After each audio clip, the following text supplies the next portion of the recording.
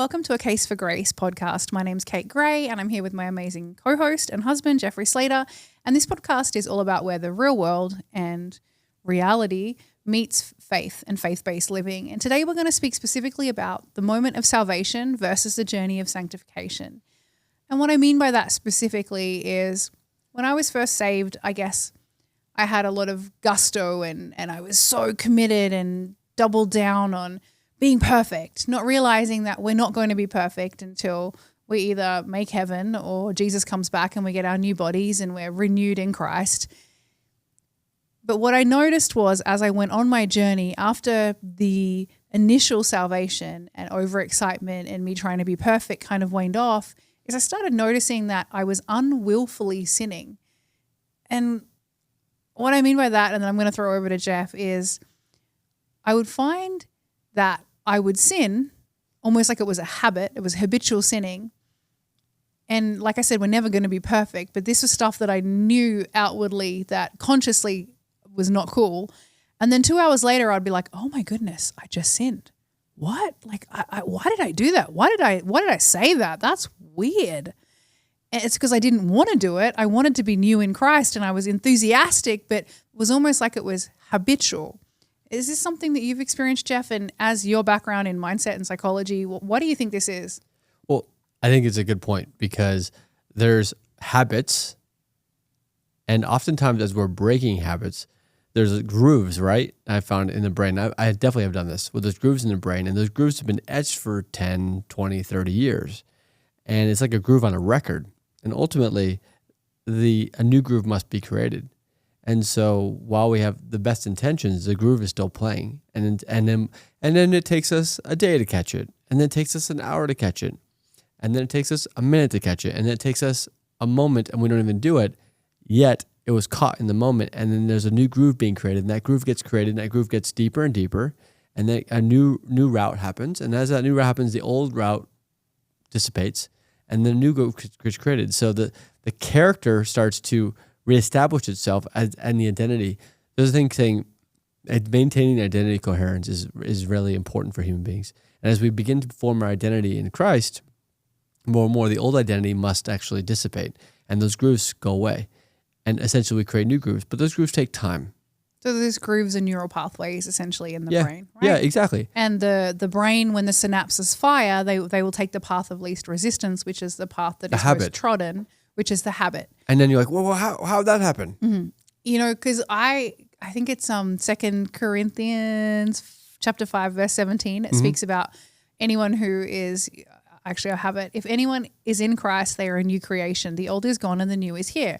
I genuinely thought that there was going to be instantaneous. I thought there was going to be a supernatural transformation. I mean, there is. It's just not in instant. It could be. Who knows? It literally could be. But that transformation happens, right?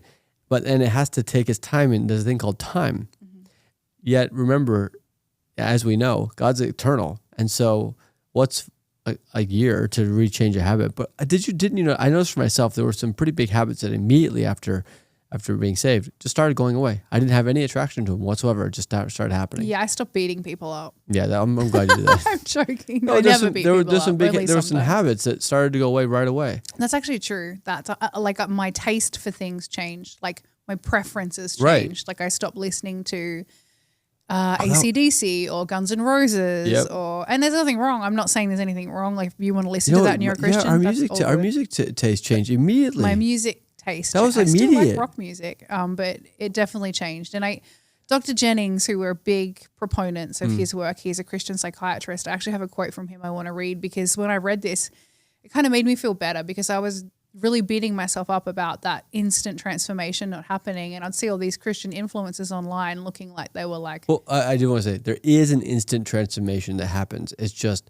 the character and the sanctification can take time in this. Yes.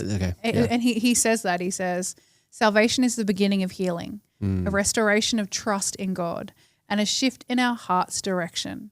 But the brain, our habits, neural pathways, emotional triggers, they don't instantly reset. Fascinating. It's really fascinating. Like, so what did that give you what perspective changed for you when you started to see that when that opened up for you, when you read that and you started to comprehend that, what opened up? Hope, because, well, one, I was aware when I was like, my biggest like struggle is like when I think I'm going to get in trouble, I'll tell half truths, and I would do it in a way that I'm not even cognizant to it.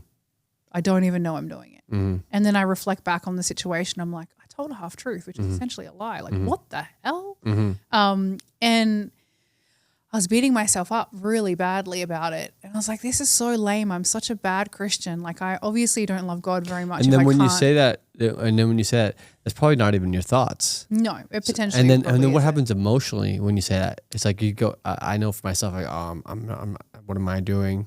Yeah, I feel like I'm letting down God, and that makes me spiral into just feeling a glass cage of emotion. Yeah, a glass cage of emotion.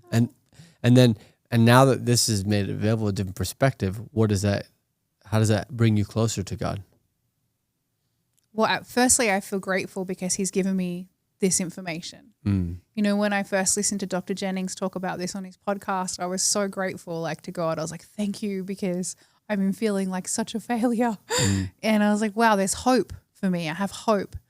And but not hope like in this. The thing is, we don't want to wrap them up in that to strive and become legalistic, that if you just work hard enough, you're gonna make it. This isn't a work hard thing. You mean hope for what? Hope that I won't, how do I say this in a way that I don't believe that there's like a full sanctification while we're in the this flesh. sinful It's impossible. world, Let's just context that, because it's impossible. It's not going to happen. There's hope for me that I won't have to succumb to the flesh. Like, I want the fruits of the Spirit to be stronger than the desires of the flesh. And I think this world makes that really hard, firstly. Yeah. Like, it's difficult because the fruits of the Spirit aren't really culturally acceptable or promoted. Right.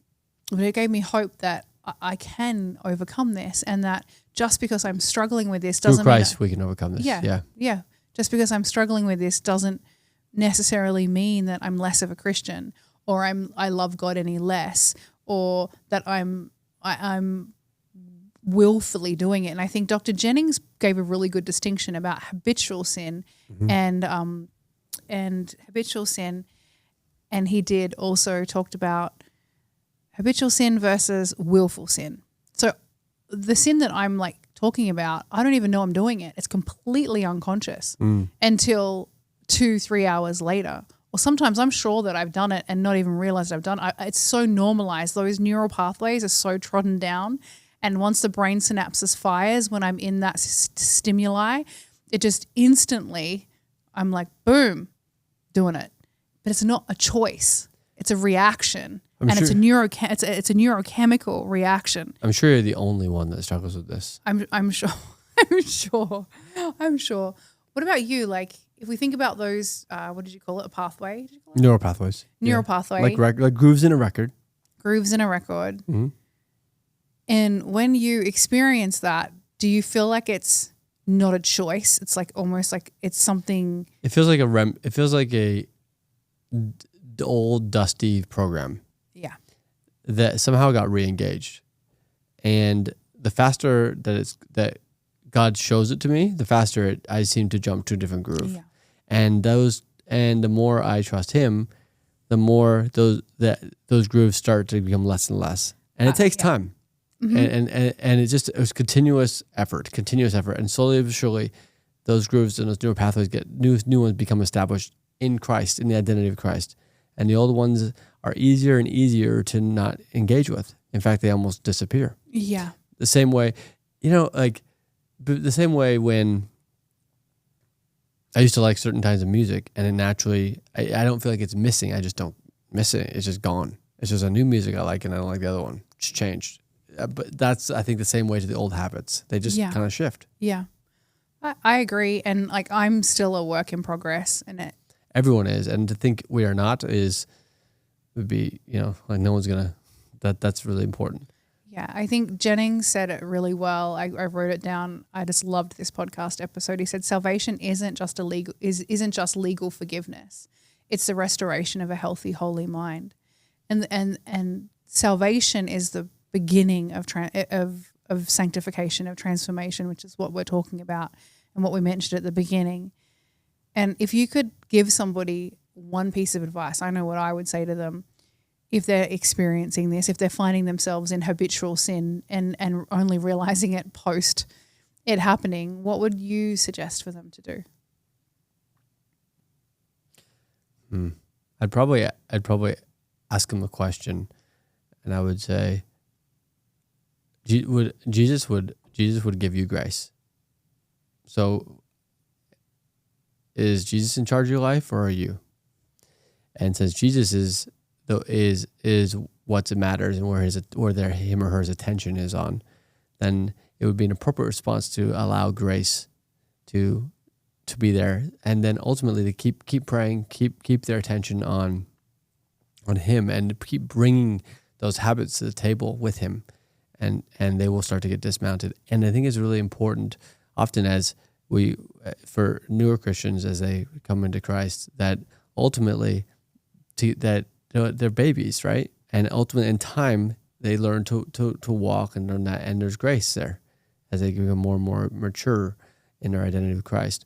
And it's easy to judge newer Christians as well and be hard on them, and that'd be like me judging a baby for having food on its face, right? It's like, well, look at that baby. It's a baby. So how could you be so hard? A baby, or the baby just randomly screamed. Well, it's a baby. That's annoying. Though. I'm joking. I'm joking. So, but look how much grace we give toddlers and babies often. Yet, and so for our brothers and sisters that are just coming to Christ, often the ones that have been Christian for a while can be very hard on the newer Christians. I'd be like yelling, "Hey, baby, quiet down, quiet down." I think it's it's a gap in their understanding of human psychology and how our brain works, and that's why we love Dr. Jennings and his work, because he translates biblical mindset, really biblical psychology and mental health and healing. He that's his whole work. In fact, if people like this subject, they should go to comeandreasonministry.com. He's way smarter than us. Yeah, he knows way more than we do. He's amazing. He's really good at the work he brings, and I think Christ is working with him masterfully to be able to delineate the difference between penal and legalistic view, and also the application of the principles becoming not just something to read about, but something to experience. Yeah, exactly. Well, we really loved you joining us today, and we hope that this conversation was somewhat beneficial. And I guess the thing is, like, if you are struggling, just have hope, because through Christ we can do all things. And maybe this podcast is exactly what you're meant to hear today. Go and check out Come and Reason with Me Ministries. And until next time, bye for now. See ya.